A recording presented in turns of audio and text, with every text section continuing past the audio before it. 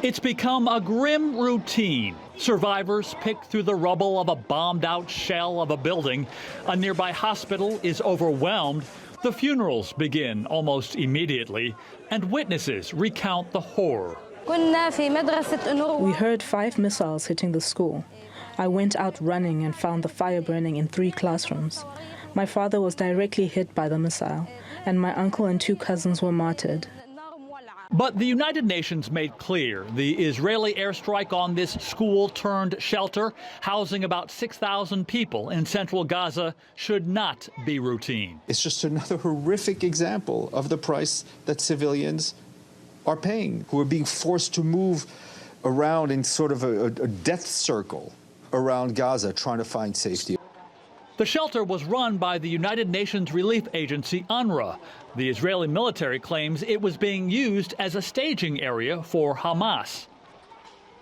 This is a very shocking claim, but UNRWA is not able to verify these claims. We continue to communicate to the Israeli authorities. We protest. The U.S. State Department is calling for more transparency, saying Israel told the U.S.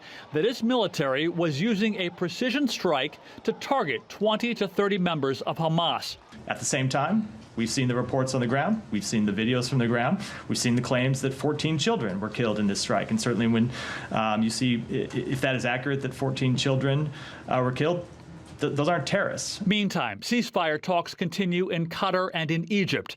A senior Hamas official tells Newsweek magazine that Hamas feels the details of the 3-point proposal presented by President Biden last week and handed to them does not align with what Biden originally laid out, and which Hamas originally called positive.